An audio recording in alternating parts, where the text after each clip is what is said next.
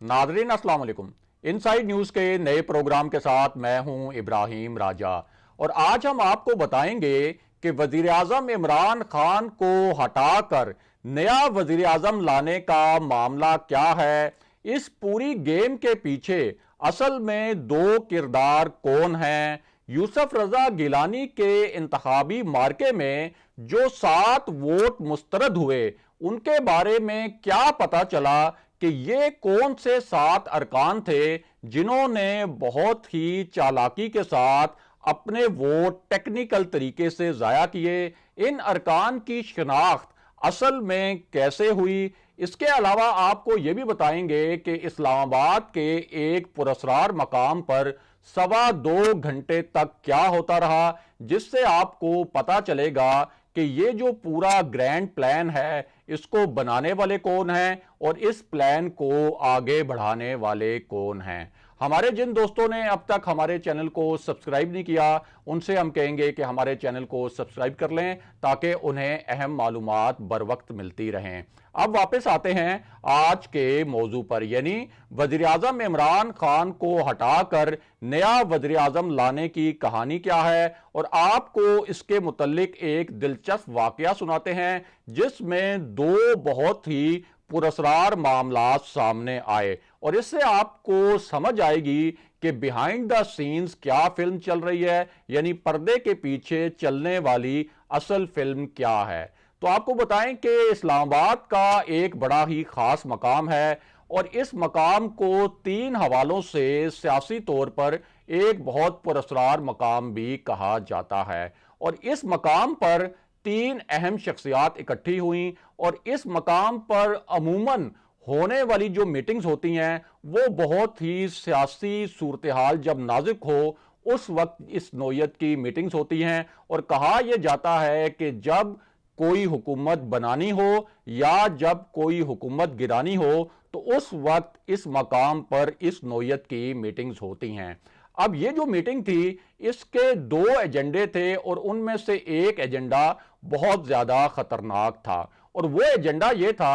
कि यूसुफ रजा गिलानी कौमी असेंबली में हफीज शेख को शिकस्त देने में कामयाब तो हो गए और जाहिर है कि कौमी असेंबली ही वो फोरम है और वो ऐवान है जहां किसी भी वजीर आजम को अपनी वजारत उज़्मा बरकरार रखने के लिए अपनी अक्सरियत बरकरार रखनी पड़ती है, यानी अपनी और अपने इत्तेहादियों की अक्सरियत। अब इस मीटिंग में यह फैसला किया गया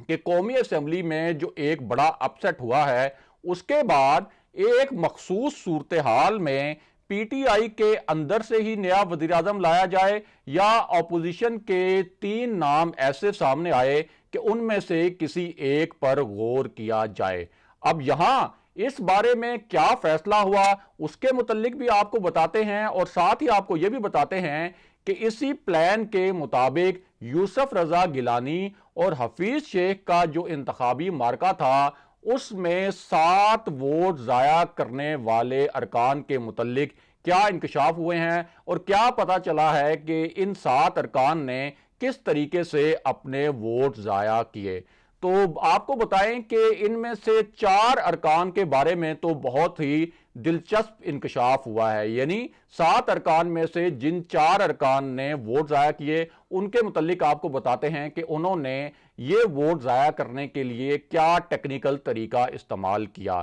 तो आपको बताएं कि ये 4 अरकान जो शनाख्त किए गए हैं इन्होंने बैलेट पेपर्स पर गिनती के नंबर लिखने के बजाय टिक किया, यानी एक मार्क लगाया जिसको हम टिक मार्क कहते हैं। तो इन्होंने वहां पर गिनती के नंबर लिखने के बजाय बड़े टेक्निकल तरीके से टिक कर दिया जिससे इनके वोट मुस्तरद हो गए। उसके अलावा हमारे जो जराए हैं उन्होंने हमें यह बताया है कि 2 उम्मीदवार ऐसे हैं उन्होंने बैलेट पेपर्स पर जो उम्मीदवारों के नाम थे उन पर नंबर 1 या नंबर 2 लिखने के बजाय सिर्फ 2 लिख दिया। अब इस तरह इन 2 जो वोटर्स हैं यानी 2 अरकाने कौमी असेंबली जो हैं जो कि पीटीआई के हैं या हुकूमती इत्तेहाद के हैं इन्होंने भी अपना एक वोट जाया कर दिया। इसी तरह एक बैलेट पेपर जो है وہ ایسا نکلا جس پر سگنیچر ہوئے تھے، اور اس بیلٹ پیپر کے بارے میں بتایا گیا ہے کہ یہ جو بیلٹ پیپر تھا یہ شہریار آفریدی کا تھا۔ اور اس حوالے سے دلچسپ بات یہ ہے کہ جو نتائج میں تاخیر ہوئی، اسلام آباد کا جو نتیجہ تھا اس کی اب وجہ بھی سامنے آئی ہے، کیونکہ ہم نے دیکھا کہ باقی جو اسمبلیز ہیں ان کے نتائج آ رہے تھے، لیکن اسلام آباد کا نتیجہ جہاں 342 ووٹوں کی کاؤنٹنگ ہونی تھی وہ تاخیر کا شکار ہوا۔ تو وہ اس کی جو وجہ ہے وہ اب یہ سامنے آئی ہے کہ جب یہ پتا چلا کہ یہ اپسیٹ ہو گیا ہے، یعنی یوسف رضا گیلانی جیت گئے ہیں اور حفیظ شیخ ہار گئے ہیں، تو یہ جو حفیظ شیخ کے جو ایجنٹس تھے، جو پولنگ ایجنٹس، ان کے لیے بہت زیادہ حیران کن تھا،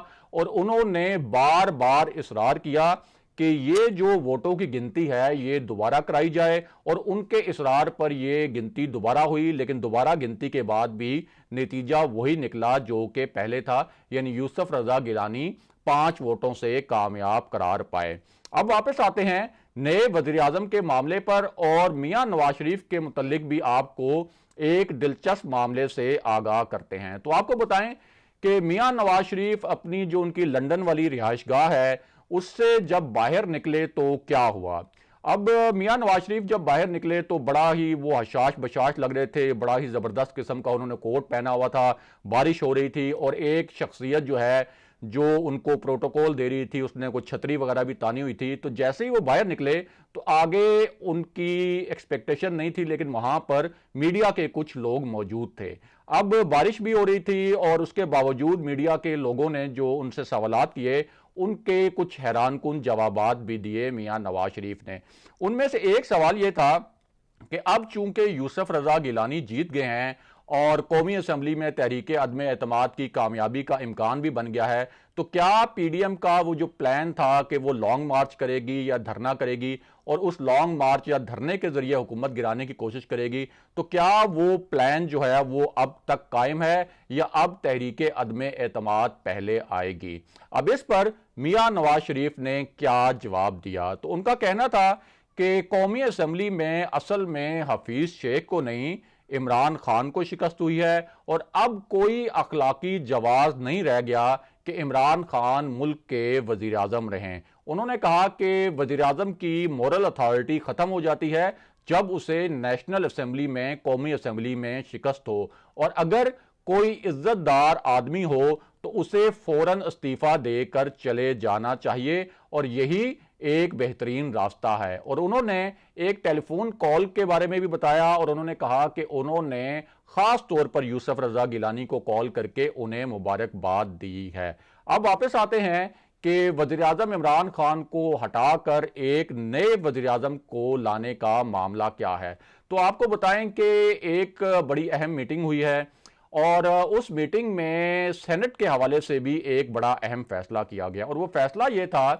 کہ اب ایک ایسی سچویشن بنی ہے کہ جس میں حکومتی جو اتحاد ہے سینٹ میں اس کا نمبر ہے 47، یعنی ان کے 47 ارکان ہیں، جبکہ جو اپوزیشن کے نمبر بنے ہیں سینٹ میں، یہ جو پی ٹی آئی کو ایک دھچکا بھی لگا ہے اسلام آباد سے، اس کے بعد سینٹ میں اپوزیشن کے نمبر ہیں 53، یعنی اپوزیشن کی اکثریت جو ہے وہاں برقرار ہے۔ اب یہ اجلاس پرائم منسٹر عمران خان نے چیئر کیا، اور اس میں انہوں نے فیصلہ یہ کیا کہ حکومت کے چیئرمین سینٹ کے جو امیدوار ہیں وہ صادق سنجرانی ہوں گے، جبکہ دوسری جانب اپوزیشن نے یہ فیصلہ کیا ہے کہ اگر صادق سنجرانی کو میدان میں اتارا جاتا ہے تو پھر پی ڈی ایم یوسف رضا گیلانی کو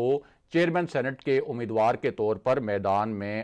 لائے گی۔ اب واپس آتے ہیں اس معاملے پر کہ وزیر اعظم عمران خان کو ہٹا کر ایک نیا وزیر اعظم لانے کی اصل کہانی کیا ہے۔ تو آپ کو بتائیں کہ جس میٹنگ کا ہم نے آپ سے ویڈیو کے آغاز میں ذکر کیا، اس میٹنگ میں 2 بہت خطرناک تجاویز پیش کی گئیں۔ ان میں سے ایک تجویز تو یہ تھی کہ اپوزیشن کی جو تحریک عدم اعتماد ہے مجوزہ جو وزیر اعظم عمران خان کے خلاف لانے کی ایک منصوبہ بندی کی گئی ہے، اور اس کے لیے 15-20 جو ارکان ہیں حکومت کے، یعنی تحریک انصاف کے اور حکومت کے اتحادیوں کے، ان کو مارک بھی کیا گیا ہے، لیکن اس کے باوجود یہ غور کیا گیا کہ اگر تحریک عدم اعتماد کے لیے نمبر پورے نہ ہو رہے ہوں، یعنی جیسے یوسف رضا گیلانی کے نمبر پورے ہو گئے تھے، اگر تحریک عدم اعتماد کے لیے اس طرح سے نمبر پورے نہ ہو رہے ہوں تو ایسی صورتحال میں یہ بھی کیا جا سکتا ہے کہ پی ٹی آئی کے کسی